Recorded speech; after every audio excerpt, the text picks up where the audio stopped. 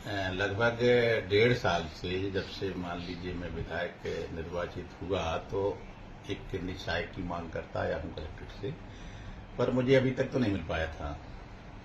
मैंने इस संबंध में एक दिन कलेक्टर साहब से मुलाकात हुई तो ये बात मैंने बातचीत के दौरान कही थी कि मुझे अभी तक पीए नहीं। तो अभी मुझे पीए मिला 23 तारीख को, मनोज नामदेव। तो अच्छे से मैं उससे खुद ही परिचित नहीं हो पाया था अभी उसके कार्यकलापों से, क्योंकि समय बहुत कम था। और इतने में मुझे कल ये पता लगा कि बाबूलाल देलवार जी हमारे वो उसके बहुजन समाजवादी पार्टी के बड़े वरिष्ठ नेता हैं, उन्होंने मुझे फोन किया कि भाई साहब आप क्या कोई पीए है जो पैसे की मांग करता है, क्योंकि मैंने उनके रिश्तेदार हैं, उनका एक लेटर ट्रांसफर के लिए अनुशंसा की थी। मैं भी ऐसे ही रह गया। फिर कुछ देर मैंने कहा भैया ऐसा तो कुछ नहीं है, मैं देखता हूं जाके कर रहा हो कहीं कुछ नया नया आदमी आया है। आने के बाद जब मैं यहाँ आ गया कृषि विज्ञान केंद्र के कार्यक्रम से, तो मुझे फोन आया धर्मेंद्र रघुवंशी सोनेरा के यहाँ से कि विधायक जी आपके यहाँ 30,000 रुपये आपके उसने निश्चायक ने ले लिए हैं फला फला व्यक्ति से। तो मैंने कहा भैया मैं तो जानकारी नहीं हो पाई मुझे आदमी कैसा है, फिर भी मैं पता लगाता हूं। तो मैंने मनोज को बुला करके कहा कि तुमने पैसे लिए हैं 30,000, ऐसी ऐसी खबर है और तुम वापस कर दो। तो वो बोला कि मैंने नहीं लिए हैं। तो फिर मैंने उस व्यक्ति को बुलवाया उनके जरिए जो सोनेरा के धर्मेंद्र जी हैं, तो उसे मेरे पास भेजो।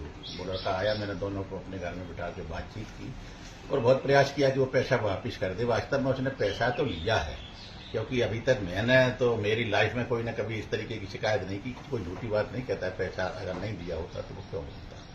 बहुत प्रयास किया, वो नहीं माना। तो फिर मैं उसे रखता तो वैसे भी नहीं, क्योंकि जब मुझे पता चल गया कि ये व्यक्ति ठीक नहीं है। और फिर मैंने कलेक्टर साहब को एक लेटर लिखा है अनुशासनात्मक कार्रवाई के लिए, और मैंने उसे कार्यमुक्त भी कर दिया अपने यहाँ से। तो वाकया यही है साहब। उसने स्वीकार किया कि उसने पैसे लिए थे कि नहीं लिए?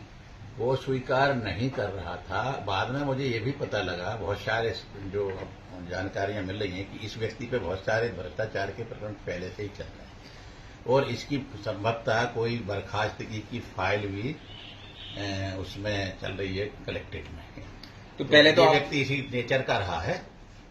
पहले तो 1.5 साल से आपके पास कोई पीए नहीं था और मिला भी तो 3 दिन में ही भ्रष्टाचार की पोल खोल दी उसने। क्या अब मैं क्या बोलूं, मैं तो मांग कर रहा हूं जब से ही कि मुझे निश्चय सबको मिलता है, मुझे भी मिल जाएगा। क्योंकि वो 23 तारीख से आया था और 28 तारीख तक रुका। हाँ। तो इस दौरान जितने भी लेटर आपने उनके कहने पे जारी करे, तो उनकी थोड़ी सी जांच कराएंगे आप?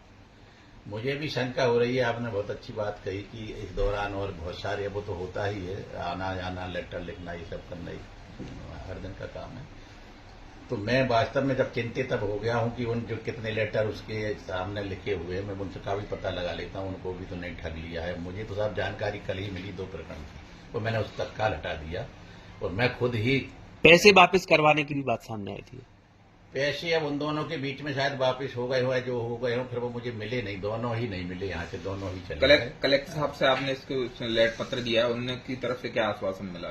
कल तो छुट्टी थी, आज वो लेटर मिलेगा कलेक्टर साहब को। मैंने जरूर कलेक्टर साहब को कल ही लिख दिया था, पर क्योंकि आज पहुंच पाएगा, छुट्टी थी कलेक्ट्रेट की।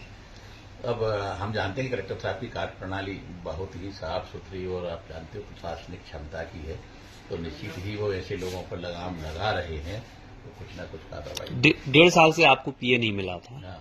तो इसके पीछे आप क्या कारण मानते हैं?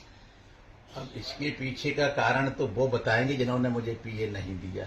मैं क्या बताऊंगा साहब, मैं तो मांग सकता था तो मैं मांगता रहा, लेटर लिखता रहा। मैंने ये भी लिखा कि मैं व्यक्तिगत खर्च पर आदमी मैं रखा हुआ हूं, जिससे मैं काम कराता हूं, 15,000 रुपये महीने में उनका वेतन देता हूं और वो वेतन मैं उनके खाते में भी डालता हूं। कोई षड्यंत्र वगैरह हो सकता है इसके पीछे? नहीं, षड्यंत्र तो मैं क्या बोलूं साहब, ये वो बताएंगे जिनने षड्यंत्र किया। मिला भी तो भ्रष्टाचारी मिला, तो अब आपको क्या लगता है, आपको पीए आगे आप लेंगे कि मना करेंगे लेने से? देखिए, मैं मना नहीं कर सकता, ये शासन की एक व्यवस्था है, प्रोटोकॉल है। मैं कैसे कह सकता हूं कि मैं पीए नहीं लूंगा? मान लो कोई कल और कुछ बात हो गई तो ये हो जाएगा कि तो क्या मिलेगा तो जांच के बाद लेंगे पूरी उसकी? मिलेगा, सही तरीके से काम करेगा तो ही वो मेरे पास रह पाएगा, वरना ऐसा ही होगा जैसा होगा। इसकी बात जरूर है, मैं किसी खराब व्यक्ति को अपने पास नहीं रख सकता। आप लोगों का